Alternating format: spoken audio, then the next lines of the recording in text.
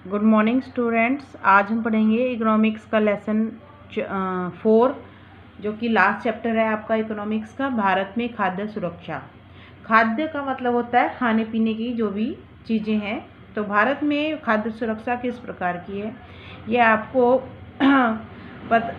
वैसे ही पता चल गया होगा, क्योंकि वर्तमान में जो स्थिति चल रही है और पिछले कुछ महीनों से जो स्थिति चल रही थी उसमें भारत में चाहे कैसी भी परिस्थितियाँ हो रही हों, लॉकडाउन के दौरान खाद्य की कोई भी कमी नहीं रही। खाद्य की जो सुरक्षा है वो बरकरार रही। तो उसी से संबंधित ये आपका पाठ है। खाद्य सुरक्षा का अर्थ है सभी लोगों के लिए सदैव भोजन की उपलब्धता होना और हर तरीके से, हर संभव तरीके से हर किसी को भोजन उपलब्ध कराना, पहुंचाना, उसे प्राप्त करने का उन्हें सामर्थ्य होना।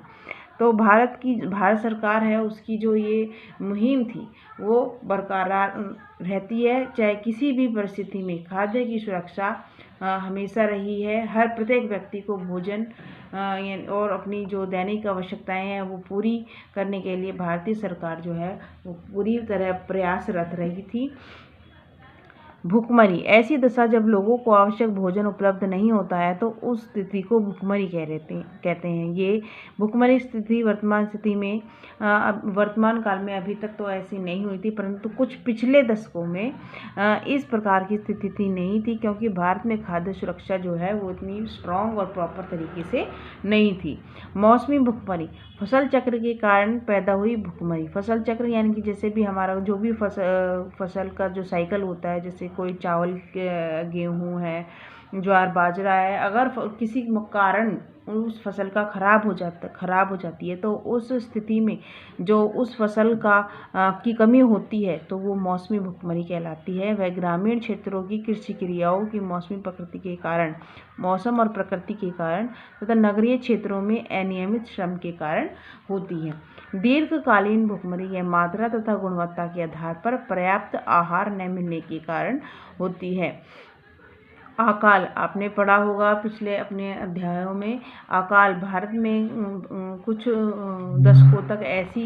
दशकों पहले ऐसी स्थिति थी जब मतलब जो प्रकृति है वो प्रकृति में वर्षा न होने के कारण देश में जब सूखा पड़ जाता था, फसल पूरी तरीके से नहीं होती थी और नष्ट हो जाती थी। फसल उत्पादन न होने के कारण खाद्यान्नों की कमी पड़ जाती थी, तो उस स्थिति को अकाल की स्थिति कहते हैं।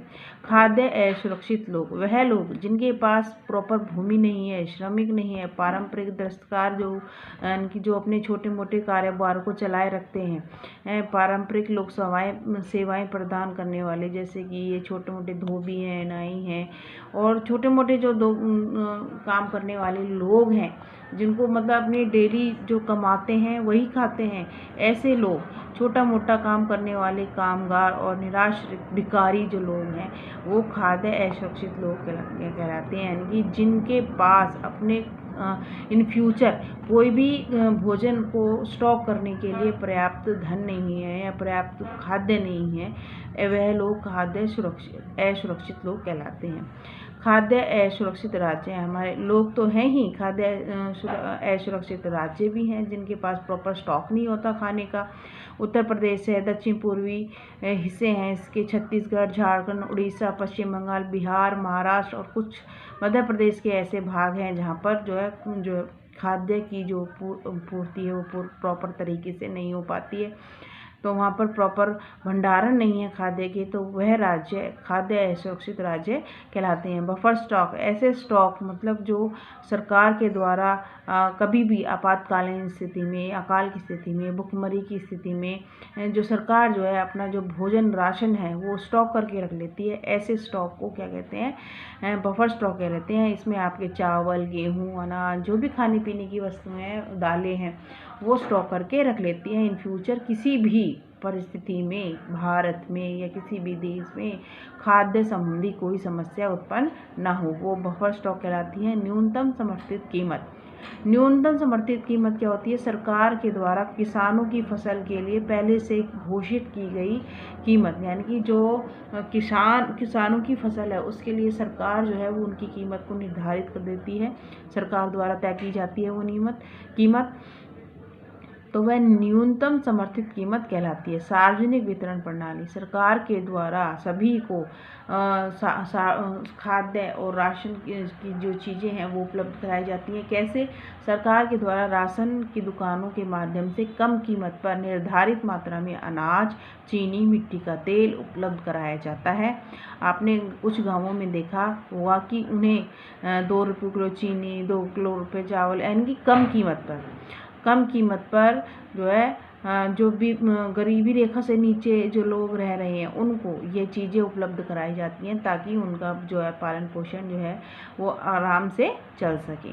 अंत्योदय योजना सन 2000 में शुरू की गई थी ये योजना। इस योजना के माध्यम से गरीबी रेखा से नीचे रह रहे लोगों को 2 रुपये किलो के हिसाब से 25 किलोग्राम गेहूं देने की व्यवस्था की गई थी, परंतु 2002 में इस 25 किलो को 35 किलो कर दिया गया था बढ़ाकर। तो ये थी अंत्योदय योजना। सहकारी समितियां और खाद्य सुरक्षा, तमिलनाडु में 94% राशन की दुकानें सहकारी समितियों के माध्यम से चलाई जा रही हैं, और दिल्ली में मदर डेयरी और गुजरात में अमूल इसके उदाहरण हैं। तो इन प्रकार की समितियों से किसी भी देश में, किसी भी राज्य में खाद्य संबंधी कोई समस्या नहीं आती है।